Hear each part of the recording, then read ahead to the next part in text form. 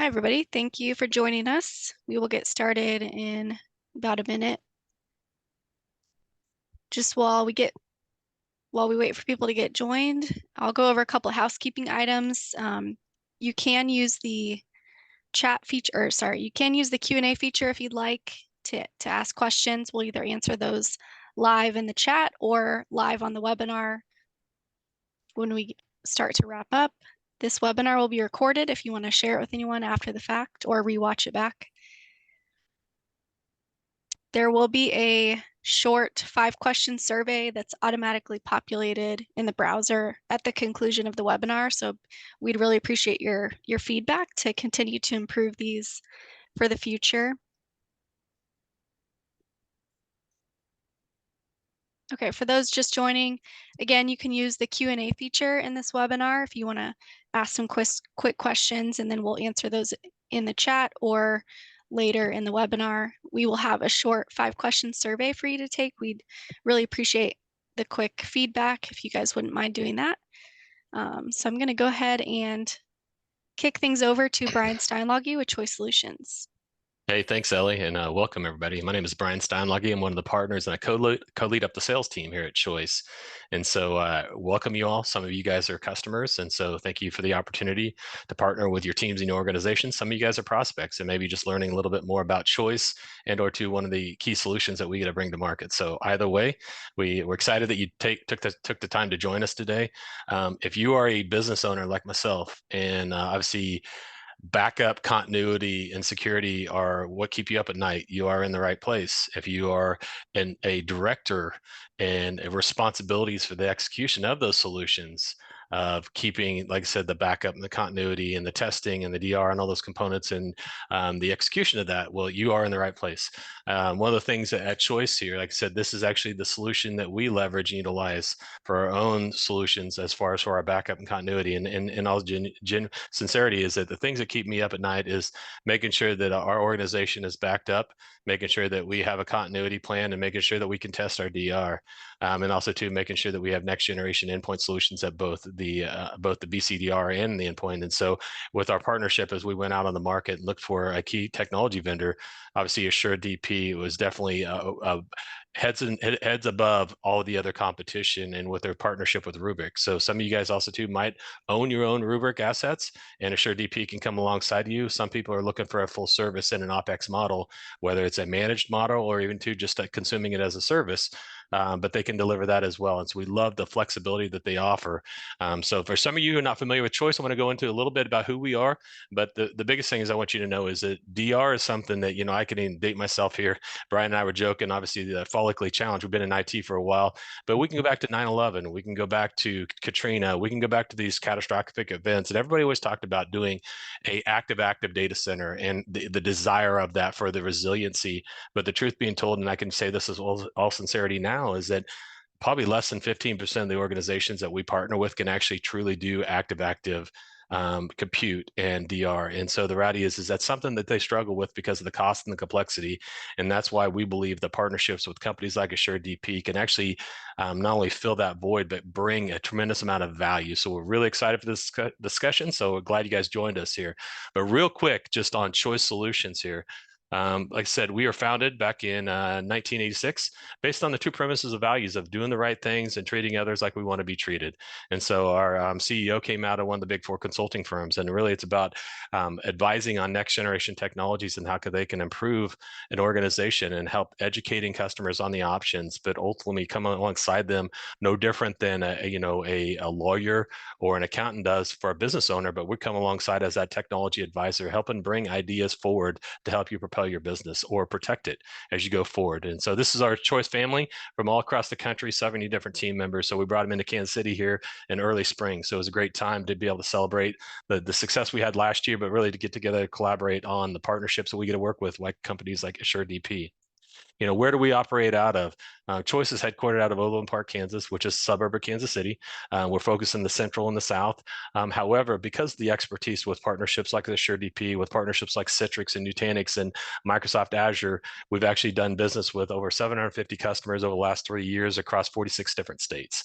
And so, are we actively looking to grow our presence up in the Northwest or on the West side? No, but the reality is that because of the expertise and because of the opportunity, sometimes we're able to find good fits where we can bring our team and bring them in and help do some great work for some great clients across the country. And so, like I said, this kind of gives a footprint of where we currently reside and where we find ourselves in the marketplace.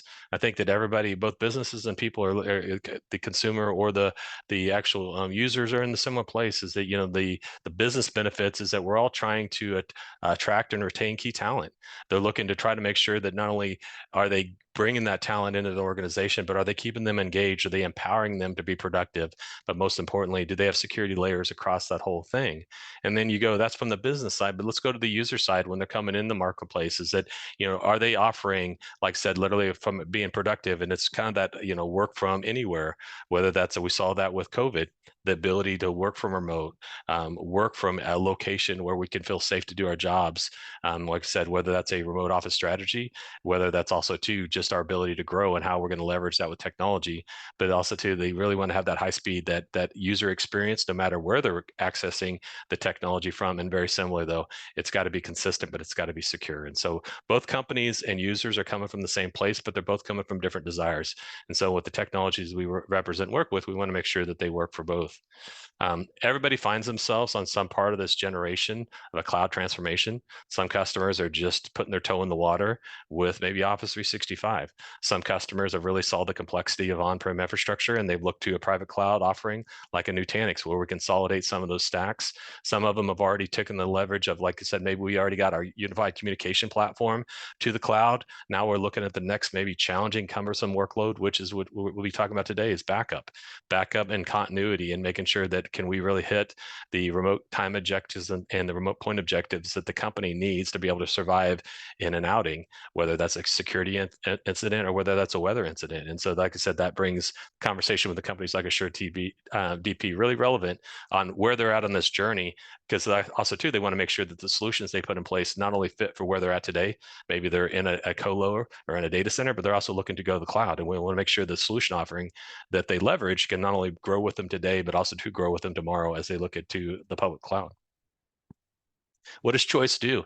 We work with companies on next generation technology acquisition. So whether that's evaluating platforms, whether evaluating next generation solutions from a security standpoint with Palo Alto, or from private cloud infrastructure like Nutanix, or from endpoint security technologies like iGel, and helping them adapt to see how that will improve them, not just be bigger, better, faster, but actually improve their business. And so help them make the best choices there. But then also too, from a professional services, we have an advisor business that we can help them evaluate maybe all their offerings, and they're looking at what's the latest and greatest, and making sure that we're leveraging all that maybe the public cloud can offer, or with our Microsoft EA, making sure we're getting the full value out of that, or it's validating what we're currently doing. But also too, then we have the professional services that will help them maybe architecture and design the blueprint, then to deploy that installation.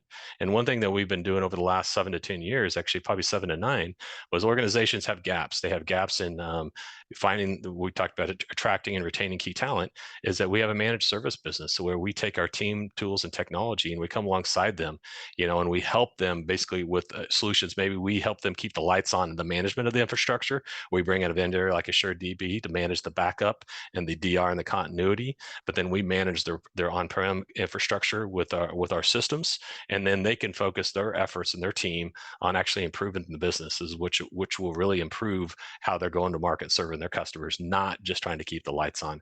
And so we have a managed service business that comes alongside them and finds that gap. Sometimes it's a short-term gap, and then they're trying to backfill that with a resource. Sometimes they're saying, look, based on our where we're at in the market, sometimes they're in a rural area and it's harder to get key talent, and they don't deploy maybe a remote access or remote support platform, and so they're looking like, hey, can you guys come in and can you guys fully support this? So those are some of the services where we can come alongside organizations. Like I said, sometimes it starts off with they're looking at a solution. Sometimes we come in and do an advisory service, but all along we just try to meet where their needs at and grow with them. And so really it's about finding a mutual beneficial relationship that we can work together for the next, 5, 10, 15, 20 years. It's, you know, what we've been told from time to time from customers is that they're looking for basically people with a proven technology expertise, that they're trusted, they're working with next generation technologies, and they're helping our team help apply this to, once again, not just try to improve, but also to grow. And so that's what people are telling us, is that they're looking for a trusted IT partner to come alongside them. And so we get a chance to work with some really cool technologies, and one of them today we have on air is SureDP. But like I said, some of these, like I said, you guys might be deploying, some of them you might be looking at evaluating. Some people are in the hostage negotiation with Broadcom, and they're starting to look at alternative hypervisors. And so we're coming alongside them and saying, how can we put you guys in a different position to be on the other side so you don't get in that? Or some people are looking at, hey, how do we better leverage our investment in Microsoft with Intune and Copilot? And so we have services that come alongside them and try to help unpack that. But today, excited once again as a business owner or as a support of that infrastructure, backup and continuity are critical pieces of that. And we looked at a company like AssureDP that's damn good at what they do. Excited about the partnership. Like I said, they're blowing and going, and they can do some great things for organizations. So I got Brian Dutton, the director of sales from AssureDP, here to join us today. So Brian, thank you for joining us, and like I said, look forward to sharing. Absolutely. Thank you, Brian. Follically challenged. I like that. I'm going to use that one again. I'm going to pull up some slides here and make sure everyone can see this all right.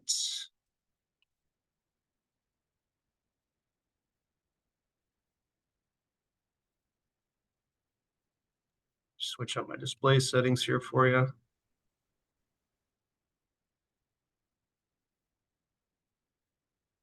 We should be in business. Yep, good to go. Lovely. All right. So yeah, again, I want to take the time today. Thank everyone for joining. My name is Brian Dutton, and as Brian mentioned, I'm the director of sales and revenue operations over here at Assured Data Protection. What we do is we operationalize Rubrik and deliver it as a service. So if you are not familiar with Rubrik, it is the next generation backup technology that really focuses on things like immutability, live mount capabilities, and we'll dig deeper into what that means. But I think one of the special things about Assured, one is not only can we help manage this solution for you, but we offer different ways to consume the technology, including a utility-based model where you pay for what you use. So if you are familiar with Rubrik and you've looked at Rubrik and you're looking for other options or ways to consume Rubrik, we're going to talk a little bit about that today. So I wanted to jump in and I'm a sales guy that's in the DR space, so I'm not going to load you up with fear, uncertainty, and doubt. But I do want to talk about some of the key features that are important when it comes to being able to recover your data. I think one of the most important things is to make sure you have an immutable backup. Now, immutable is one of those words today that's very similar to cloud. A lot of different definitions and way that you can discuss it or define it. But immutability to us, being Rubrik users, is native immutability. What that means is that once you back something up, it cannot be changed. So Rubrik has a proprietary file share system that does exactly that. Some of the other competitors in the space have bolt-on immutability or something that can be configured. And what's important to note is that if you can configure it or bolt it on, then a bad actor can make changes to it as well. So that's something to really think about and focus on is, what does immutability mean to you? Do you have an immutable solution? And definitely something to focus on when you're looking at something out in the marketplace. The next step is to make sure you have a disaster recovery plan. Again, something that people talk about, but I really like to go in and take a step further and define it. So the first step to a good disaster recovery plan is to assume that everything is infected. It could be your network, the infrastructure, the data itself, a USB stick, anything that anyone is using in your environment could be where the infection got in. So by in doing that, you got to also assume that disaster is going to strike at the worst time. So it's not going to be at 10 o'clock on a Tuesday while everyone's in the office. It's going to be New Year's Eve or Black Friday when you get hit at the worst time. So you've got to be prepared for that. And by being prepared, you need to make sure you're testing your DR solution. So if you are doing multiple tests, you need to make sure that people have access to a clean environment. So when we do our tests, we have people from different departments that are VPNing into their DR infrastructure. So not just the IT guys, but maybe the marketing guy or a C-level fella or lady that can reach into the environment that once was at point A and now is over in point B. That's really digging into your DR testing process. And then you got to make sure you test it often. So we do 2 tests per year, 6 days per test. And then we do quarterly pings as well to make sure that the networking is stable and that we're checking in with our customers to see if anything's been changed in their environment. So if there is an open communication with your DR provider, then if there's something that has been changed that the DR provider is not aware of, then you're going to have issues when things go south. So make sure that the process itself is immutable. In other words, make sure you print it out, you plan it out, and you test it. So I also mentioned a clean room, making sure that the infrastructure and the network isn't compromised. Because a lot of times when there is a ransomware type event or malware in your environment, you don't necessarily know how it got in or where it got in. Typically, it's a blue screen type of situation. So when it's time to recover, you got to assume again that everything has potential for compromise. So by leveraging a third party with certified clean rooms, then there's more confidence when it comes to recovering in that environment. So we offer clean rooms and data centers where we have our firewalls are segmented, the infrastructure is certified clean, and then we have tools that we can leverage that will scan the data to make sure we know exactly when people or where someone got in, what they got into, what they had access to, and recover everything around that environment that wasn't compromised and recovering prior to that specific event. So that's all a part of the recovery process. And it doesn't necessarily have to be on-prem as well.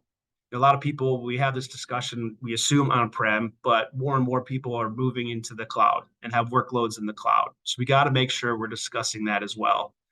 I don't know if any of you have seen recently, I think in the last 2 days, there was a customer that was, their environment was deleted by the cloud provider. No one ever thinks about the public cloud going down, but there are instances where things happen. So you got to make sure your data is backed up outside of the cloud into a third party environment to make sure that your data is in your hands. So the cloud is something you need to focus on as well as SaaS environments. So M365, Microsoft Dynamics, G Suite, whatever the case may be, these are all things that we can help protect and build a plan around. The other thing that I think is really important that not enough people are talking about is the difference between a disaster recovery and a cyber recovery. So disaster recovery to us is the event, right? Whether it's a hurricane or a tornado, it's a rebuild. So something has happened to your environment where everything was wiped out and you got to start from scratch. But there's a blueprint and people are aware of the situation and you've got to rebuild the environment so that you can be back into production. We can protect from that and give you a second site to work out of until it's time to get, transition over to your new environment. That's a typical DR situation. A cyber recovery event means you've been compromised. A bad actor has gotten into your environment some way, somehow, and accessed your data or accessed that environment. And you don't know when, where, why, or how. So we leverage tools to figure out and get you that type of information.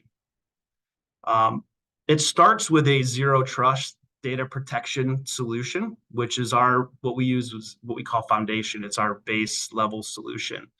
And zero trust, again, one of those phrases that can be defined in many different ways. I like it to compare it to, I'm a child of the 80s. So movies or TV shows in the 80s where you had the nuclear warhead that was going to be launched, but you needed two people with the key to turn the key to let the rocket loose. That's how it is with zero trust backup environments. Trust no one. But you want to have access to the key and have a third-party data provider have access to that key when it comes to changing policies or deleting your data. That's one example of many things we do in a zero trust data protection environment, but I like that one. So it's important because when the bad actors get in there, the first thing they attack are the backups. They're going to take your retention policy and turn it to zero. So when they encrypt your environment and you go in to look at your backups, it's a blank screen because your data is gone. We ensure that doesn't happen. The next piece that we like to focus on is ransomware investigation. So we have a tool that can scan your environment, and we're looking for anomalies in the backup. So it could be some sort of encryption event, data was deleted, there was data growth somewhere. Any spike or change in the data, we are monitoring and making sure that that's not a red flag to some sort of upcoming event. So we dig deep into that and work with our partners and like Choice and our customers to make sure that the blip in the radar was known or something that we need to look into. The next piece is sensitive data discovery. So if a bad actor got into your environment and you don't know when, where, why, or how, but you need to know so that you can tell the world, or maybe you don't have to. Meaning that we can tell exactly where the bad actor got in and whether it was an environment that had credit card information, healthcare information, anything that might be critical versus they just got into your test dev environment. It's important to know, one, what they had access to, and two, so that, do you need to tell the world and hurt your brand, or is it something that you can keep contained within your organization because they didn't get into anything and they're trying to trick you? So sensitive data discovery helps with that aspect. Next is incident containment. So this is where we find the point in time the bad actors got in there, and we can scan for known threats. So leveraging NIST and YARA rules to see if it is a well-known dot extension that you were attacked by, or if it's something that wasn't known. These are all types of things that we're going to look for and find so that we can recover prior to it. And last but not least, orchestrated recovery. So we're building out platforms that are pre-configured so that you can, everything, it can be built out at scale, and that we can start recovering with more of an automated process, so that when things go south and you've got to drive 3 towns over to get an internet connection, if it's a natural disaster or some sort of ransomware event, we can build out your DR with full automation. So I know that's a lot of information, so I'll take a deep breath here and move on to the next slide, which is where we really start to focus our attention when it comes to supporting customers' needs. Again, we talked a little bit about the fact that we can do on-prem, cloud, and SaaS, but I just wanted to take it just a step further so you can see the types of environments that we can protect. We host all the main hypervisors in our data centers. So if you're Hyper-V, VMware, or Nutanix environment, when it comes time to building out a DR solution, we have these built out, again, across the globe in our data centers. So it's like-to-like hypervisor. There's no conversion issues. And leveraging Rubrik, you can live mount VMs on our local devices as well as in our DR site. For customers that have more complex environments, whether it's SAP, Oracle, these are the types of things that we can focus on as well and help build plans around. Same with the public cloud, focus on Azure, AWS, and GCP. So we have multiple solutions that we can leverage, whether it's single public cloud, multi-cloud type solutions, whether you want to back up into a local environment or do different or leverage different cloud environments, whether it's east versus west, to the point where we can even back your data up out of the cloud and into our data center in case there is a type of situation that happened the other day where the cloud provider deletes your data or says you had a billing issue that you haven't paid when you really did, and they're going to hold your data until you pay. These are the types of things that we see that we want to protect against. Then, of course, SaaS environments. So M365 seems to be the most common, but we can do other things as well. So G Suite, we do run into people with, especially with SLED or nonprofits that are focusing on G Suite environments, Google Workspace, all the way up to Oracle Cloud and Salesforce.com and things that people are struggling to find solutions for. Especially when you want to have it all in a single pane of glass. So everything that I've walked through, you can have access through a single tool, where we as a managed service provider also leverage it for monitoring the health of the backups, the replication, and do our reporting. It's a proprietary technology called ProtectView. And our customers have access to that as well, so they can see everything, again, in a single pane of glass. If you have if you have locations and you're geographically distributed across the US or the globe, we can watch that through a single pane of glass as well.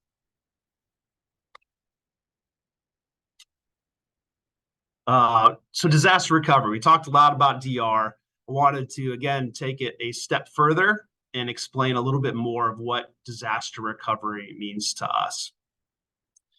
So we didn't really dig deep into the history of the company, but our CTO actually worked at Verizon Business for a while and worked with a lot of different types of backup technologies for very large enterprise customers, and got to understand different pain points and different problems that customers had when it came to DR. So when we built out the solution, obviously we wanted to solve for all those different types of problems. And it starts with creating a custom run book. So we're going to work together with customers to build a run book so that when disaster strikes, we know exactly what to bring back up in the correct order. And we do it with orchestration. So we automate it and we script out the boot order so that we can bring it up, again, while you're dealing with whatever disaster struck. It's fully automated. We have dedicated virtual firewall instance. So we use pfSense as a standard, but if we have a customer that has a certain flavor that they want to rack in our DR environment, we could do that as well. It could be physical, it could be virtual, Meraki, Palo Alto, whatever the organization wants to use, we can comply with that and build that out for our customers. This is customizable because everybody has different needs. Again, we do the 2 DR tests per year, 6 days per test, where there's no resource consumption costs, and you can test the entire environment, right? If you want to bring everything up and have people access it, you want to run pen testing or some sort of mock attack, we have customers that do all types of different things during the DR testing period. Some people are very simple and just want to make sure that they can see the other side. So it's really up to the customer and how they want to build it out. As part of the solution, you get a 4x32 bundle of resources. So spinning up a passive instance of Active Directory is the great first step to any DR. So we build that out so that it's ready to go for the customers. And if you have more critical VMs that you want on standby, then we can build those out as well. Again, we do quarterly automated recovery configuration reviews as well. So we're checking to make sure the networking is up and we can see a clear path through. We're making sure that there's no changes in the environment. So there's constant communication when it comes to making sure the disaster recovery solution is healthy and we're all up to date. And of course, we are 24/7, 365 solution. We work together with Choice so that you have 2 points of contacts. two organizations to reach out to if you have any issues, have any questions, need support. We're both here for you. Now, the real secret to the sauce is the fact that you don't have to pay for the cloud resources until you're in a DR and need to use them. So there's what we call on-demand resources that are priced out monthly but billed and metered hourly. So if you're in a disaster and it's only 2 days that you're in the DR, then you only pay for those 2 days of cloud resources. So when it comes to total cost of ownership, we have customers that are getting rid of that second data center, getting rid of that infrastructure on the second site, and leveraging us as a DR provider to help with those costs and the total cost of ownership when it comes to building out a DR site. So that's just a quick peek into disaster recovery for assured data protection. So again, a managed service provider, we focus on making sure our customers are happy and never leave. That's how we stay in business, right? So we've never had a customer that's paid a ransom, number one. And then we're always here to make sure that they're being supported.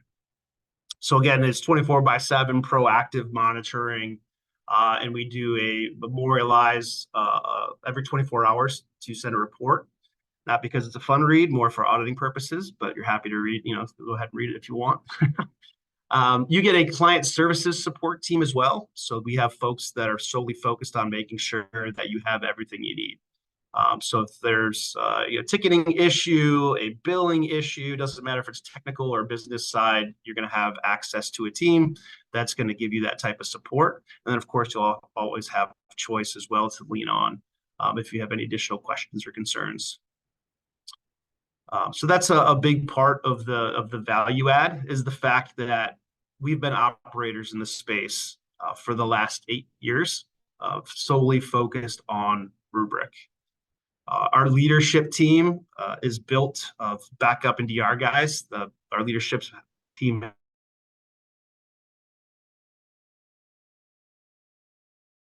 20+ years. So a lot of history being operators in the space and dealing with disaster recovery events.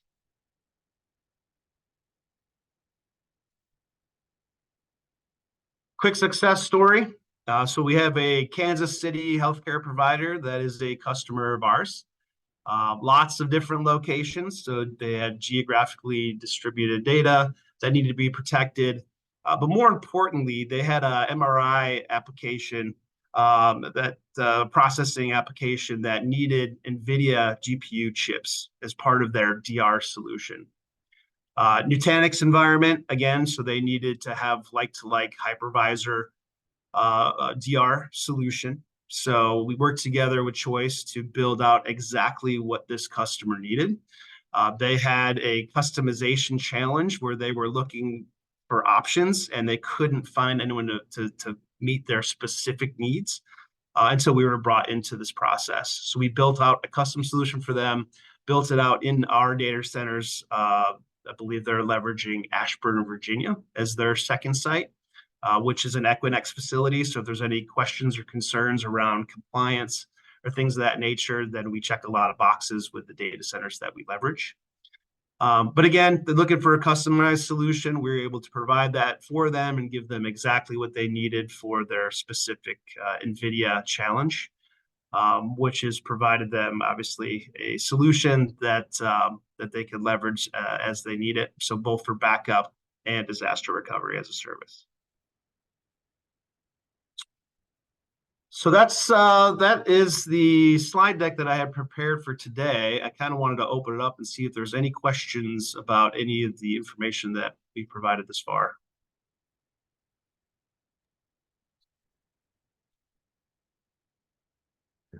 Hey, thanks, Brian. One of the things that I wanted to kind of highlight here is that a lot of people have backup solutions, but the DR test is a critical component, meaning that they have, as an executive, that I have assurances that the kind of the fallback points have been tested and validated on a sequential, a scheduled basis throughout the year.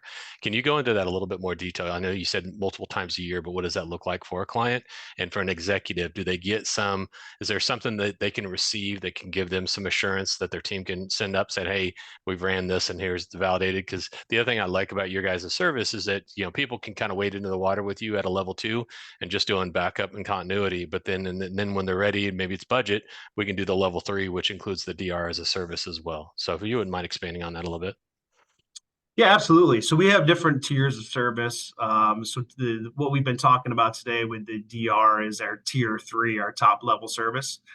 So for people that are excited about the backup and the replication piece, but aren't quite ready to build out a DR solution, then we can offer that second site replication at a lower cost as they build out budget and make sure they have the right people to help build out the DR. So there's different parts and pieces of the solution I've been talking about that customers can take advantage of. But when it comes to that tier 3 and the testing piece, so the very first time we go through the process, the customer goes through what we call a smoke test. It's a horrible name because where there's smoke, there's fire, and you don't want fire in DR. But anyways, so a smoke test is where the customer is checking the network for the first time. They're going through and making sure the backup replication and failover from the live mount to the new VMware environment, for instance, is happening in the right order and as quickly as they want. So it's making sure there's no blips in the radar. So the very first test is kind of a wash. It doesn't count. So the first year you actually get 3 tests is what I'm getting to. And then the customer can schedule that for whenever they want. So if it's business hours, they want to test it and test their people during business hours, they can do it. If they want to make sure it's on a weekend, as long as it's scheduled, then we can meet the needs of the customer. And then when it comes to the reporting piece, a lot of insurance companies, cyber insurance companies, are looking for documentation around successful DR tests and what the process was and what it looked like. So we provide all of our customers that documentation to prove that you've had a successful test, and 2, break down the process of the test and what we actually did and what you went through. So that's all part of the DR process. No, I appreciate that, Brian. That's because that's one thing as a business executive. We have an amazing team that we've all hired and we trust, but we also we ultimately own that responsibility to the business, and we want to make sure that there's just a checks and balances there. And I love the fact that it's a service like you guys that we can also they run that, but also we can have some validation not only to turn into the cyber security, but also to have assurances that it has been validated. Because I think that that's probably the biggest area that a lot of people they don't fully vet out that DR test, and so we're at a day and age where it's not a matter if we're either going to have a weather or going to get compromised. Everybody's going to have something. It's just a matter of have they validated the recovery points. The other thing too is that how do you guys walk customers through maybe the recovery time objective and point objective as they work with their business? Is there any guidance that you give them as they're working with their business leadership on maybe what that recovery time needs to look like?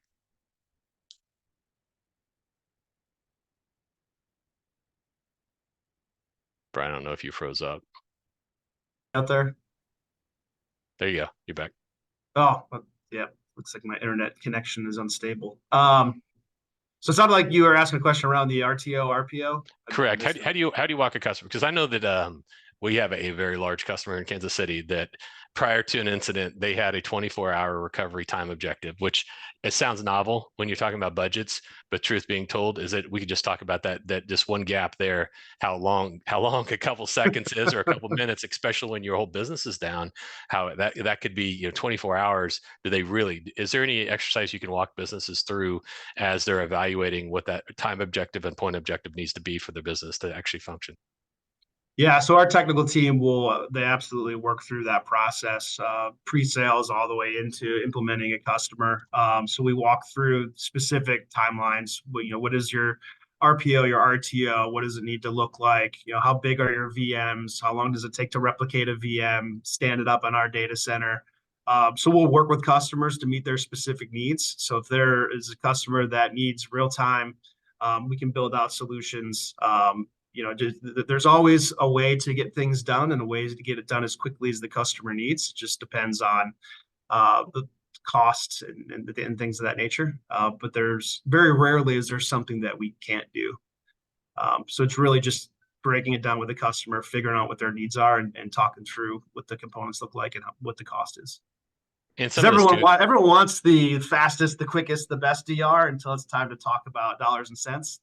So it's really making sure that the customer's needs align with what the offerings are, and make sure that we can hit their budgets and give them exactly what they need. And that's where we really specialize and focus on delivering this utility model. So it's a cost per terabyte scenario. So you're only paying for what you're backing up, instead of a capacity type model where you go out and buy infrastructure that you need to size for 3 years, and you're only using a portion of it the first year, second year, so on and so forth. So that's another way that we help save on cost, is that utility model. Outstanding. No, thank you. And also too, I say this nicely to all the attendees. If your backup solution provider is not talking about RPOs and RTOs, then you definitely we need to have a conversation, because those are things that you really should understand. And even as a business leader, should be going back. And it's really a matter of putting that you're putting that decision on the executives, the CEO, the COO, because it's really going to drive the budget. And so that way, if something bad happens, that you've already put that onus and that responsibility on them. If they won't sign off on that, that they fully understand what they're authorizing, what a 24-hour recovery time objective looks like, and the amount of the impact. Because I know for us, email or phone calls to go down for an hour, and obviously everything's just we're so dependent upon technology today, and it's a good thing and a bad thing. We just got to make sure that we can work from that. So, is there anything else? I guess you or in the team want to share? I guess obviously, as working with your business, I know Matthew and Jordan are on here as well, and Wyland. But like I said, if there's anything else, if not, we can kind of start wrapping here. But I just want to make sure we open the floor for you guys as well. Anything else you want to pass on? Things you learned from the Assure DP that they might need to know. Yeah, I mean, the only other thing that I can think of is, we do schedule events that are less sales focused and more technical focused. They're called Save the Datas. Brian, I don't know if you've been to Save the Data yet or not, but I've heard about it. Yeah, so we travel the globe and we run ransomware scenarios where it's kind of a role play situation. So it gives people an idea of what a CTO's responsibility is, a CFO, a CEO, the backup admin, really all the roles and responsibilities of a business, and what they encounter when there's a ransomware attack. So it's less about us trying to sell a solution, but more of like, hey, this is what happens. Did you realize that someone might have to call the authorities or the FBI or whoever who's responsible for that? When the ball drops, who's going to pick it up, and what happens. So I recommend that whether it's one of our events or a Rubrik event, if you guys have not seen a Save the Data or gone through this type of ransomware role play, that you look for one of them and check it out. No, that's a great, and I've heard tremendous things about that exercise. And obviously too, as a obviously an owner of an IT company that's actually had to run through this supporting effort for our clients, it is a military maneuver, and there's a lot of moving pieces, and it's not something that you want to learn on the fly, because obviously it's when the stakes are high and your business at stake, that you don't want to be making those decisions. So you want to pre-plan out that process. So Ellie, I'll kind of hand it back over to you, but just before she does, I just want to thank everybody for joining us today. Obviously, if there's anything that we hit that could be a possible interest, give us 15-20 minutes. We'll get Brian or one of this team on a call and talk about maybe what you're doing with your backup and continuity, and what you could do, and what some options. Like I said, it's not an on and off switch, it's a dial. How can we help you guys, I guess, better along that path to provide resiliency and security in your guys' infrastructure? So with that, we thank you for the opportunity. So Ellie, I'll hand it over to you. Yep. Thank you to the Assure Data Protection team. We really appreciate it, the presentation today. And so again, if you guys don't mind, just take that quick 5-question survey. It'll populate when I hit end. Have a great rest of your week, and happy Memorial Day weekend. Bye-bye.